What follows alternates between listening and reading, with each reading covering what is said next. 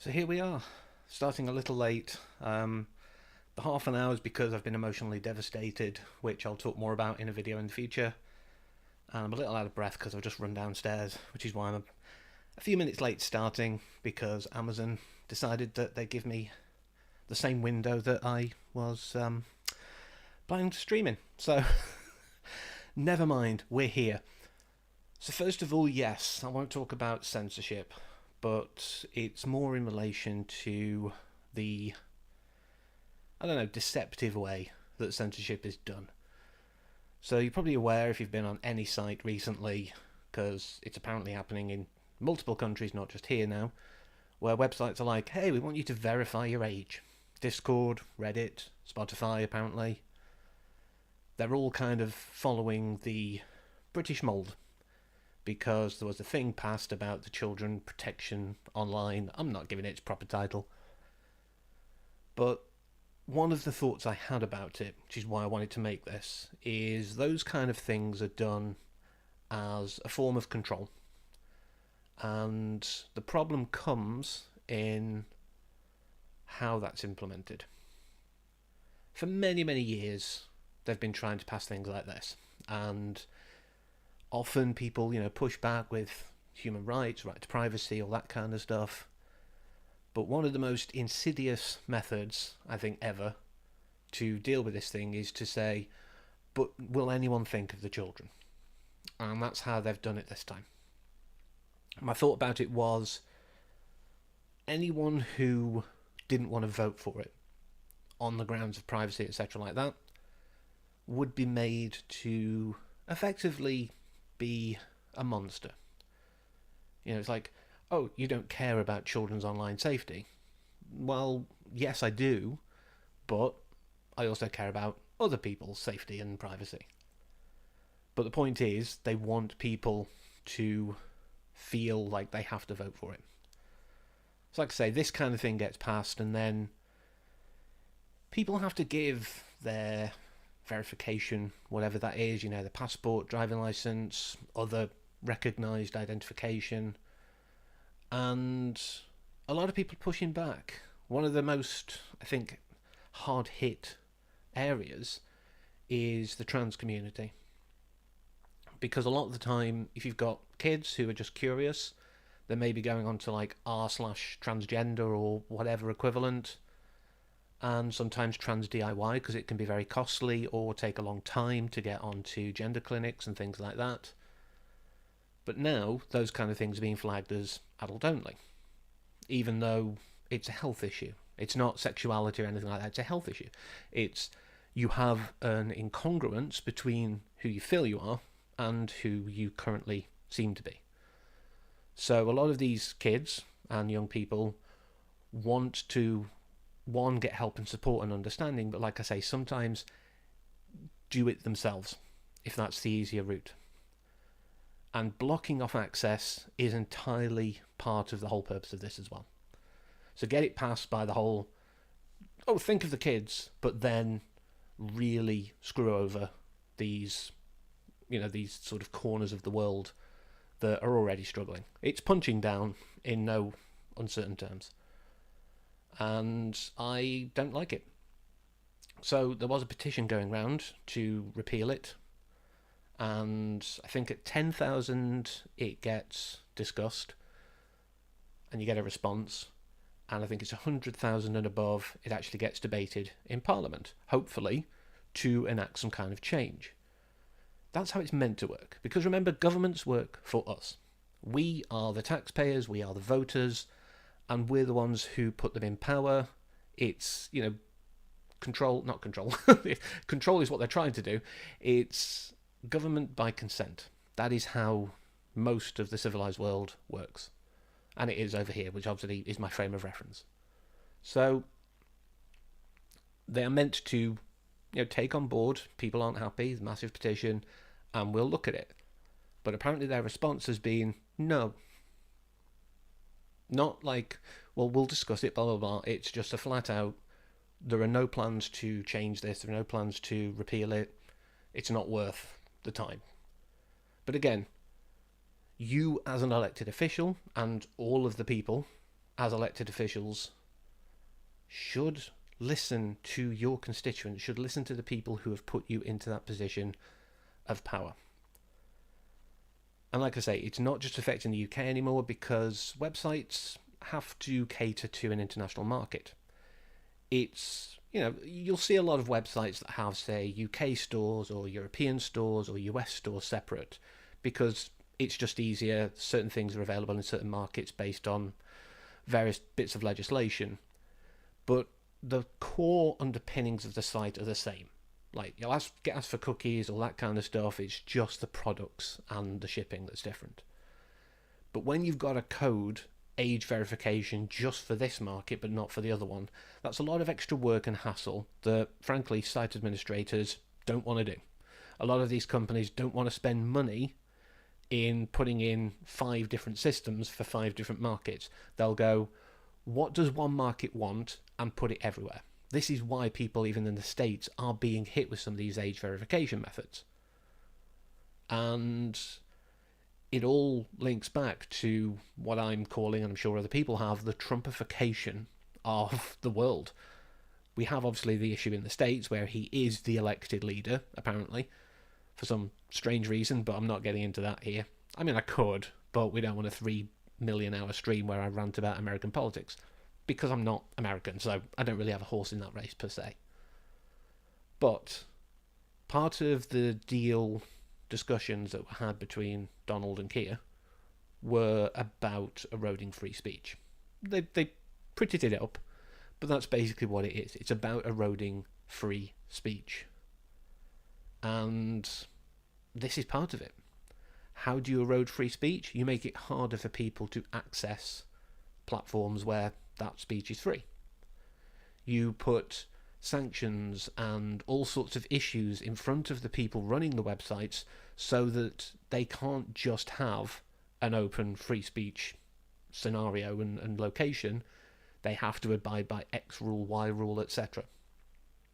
So this is absolutely an erosion of rights so that the 1% can just run roughshod. We've all seen these dystopian futures and things like that in various movies and TV shows, but that's what we're heading to, where corporations have more rights than individuals. That's where we're heading to, where the exploitation of natural resources trumps the livelihood and the well-being of animals that live in those places and humans that live in those places. They're trying to get a sort of hegemony where everything's the same. So what's the case in the US is the case in China, is the case everywhere. Because it's a lot easier to have one world government that controls all of the plebeians, at the bottom layer. So, as frustrating as it is with this whole issue and, the fact that they are apparently not even going to entertain discussing it, we have to keep fighting.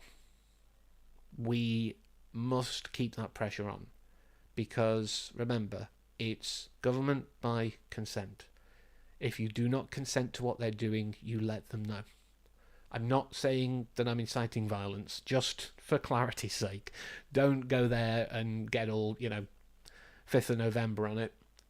But don't sit down and take it either. But that's really what I wanted to say as part of my, themes, because I like to do that. When I've done the update videos and things like that, I've found it better to have a concept or a theme that I want to discuss.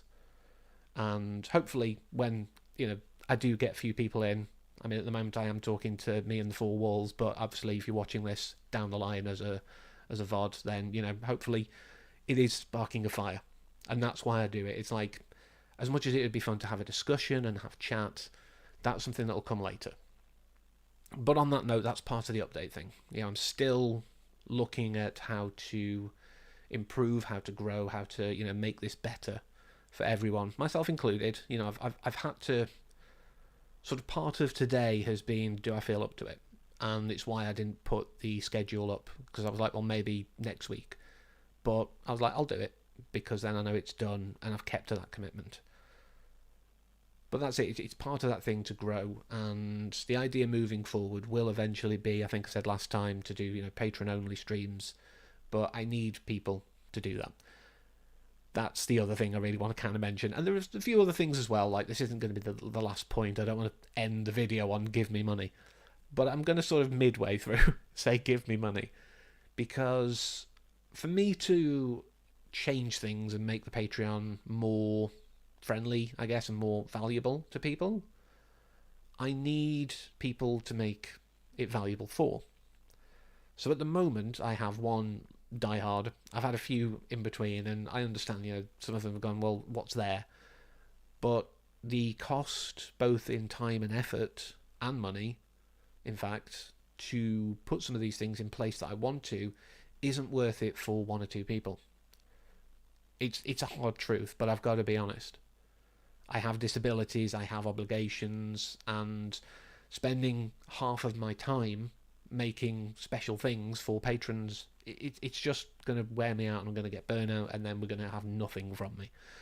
So I have to be realistic.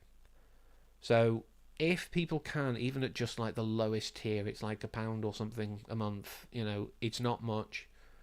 And if enough people do it, then that'll encourage me to look at what can I offer. And in fact, let me know, what would you want that's easy for someone who is literally a sole person. I have no team behind me. My partner is not part of this process. She has her own life with work and things like that, and we keep that separate. That's fine. So you have to remember, one person with disabilities and going to uni and all that kind of stuff is doing this. So if you have suggestions that are feasible for someone in that position to make it valuable, please let me know, and I will do what I can, because I do want it to be successful. I do want this to be, a string of income, if you're going to get a bit mercenary about it. But I also want to make sure it's not taxing for me. But the other stuff I want to mention is a bit more fun.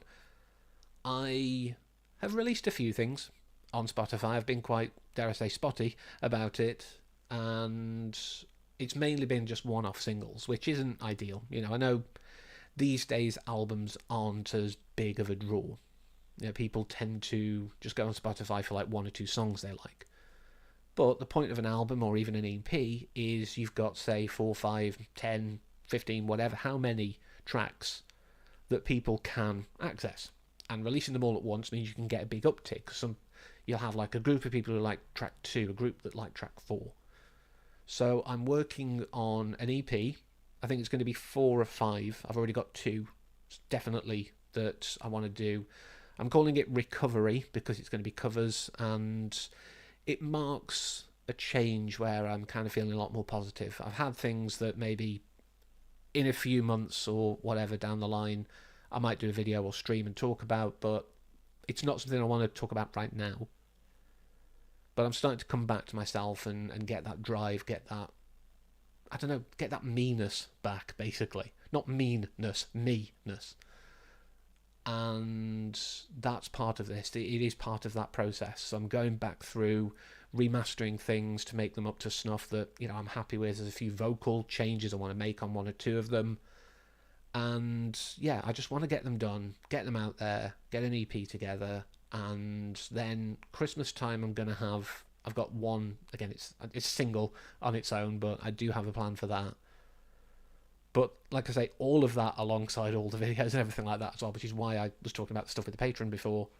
There's a lot of stuff that I've got going on that I want to get out there, and it's balancing everything. I do think I go into boom and bust cycles very easily, and I'm sort of trying to level that out.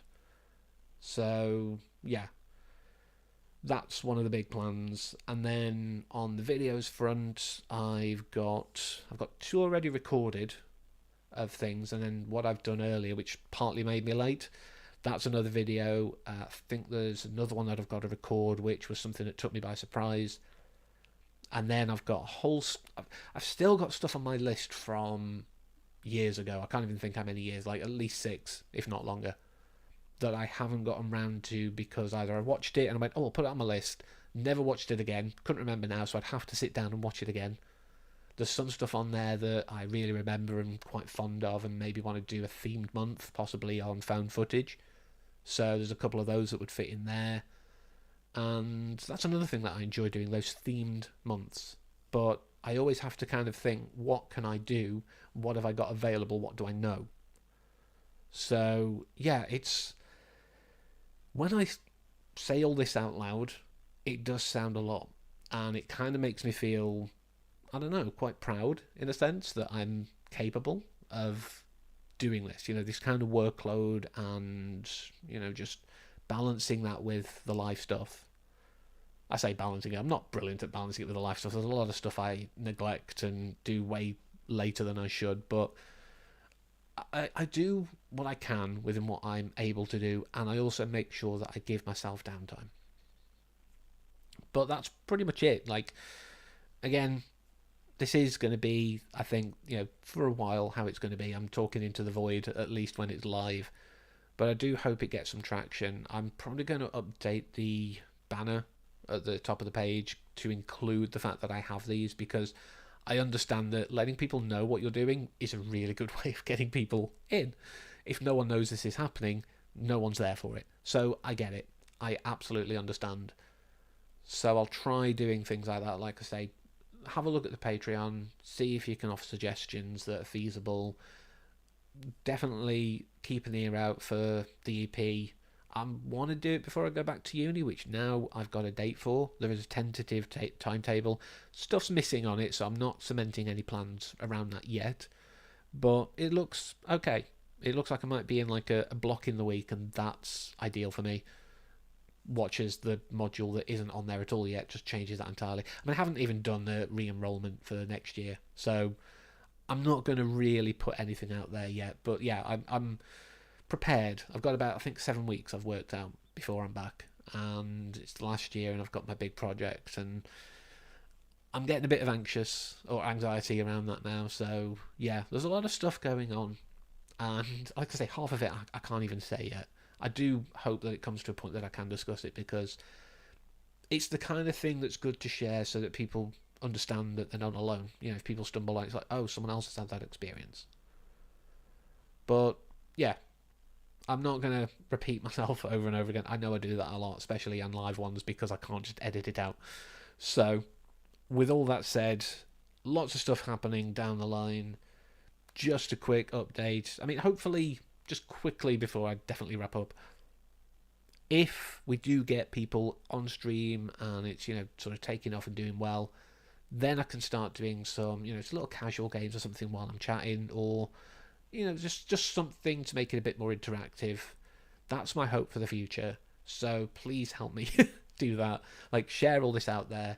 Keep turning up. Like, let me know what I can do within reason. And yeah, until, I was going to say next month, but I do have videos on the Friday. So until next time, as always, thank you for watching and take care.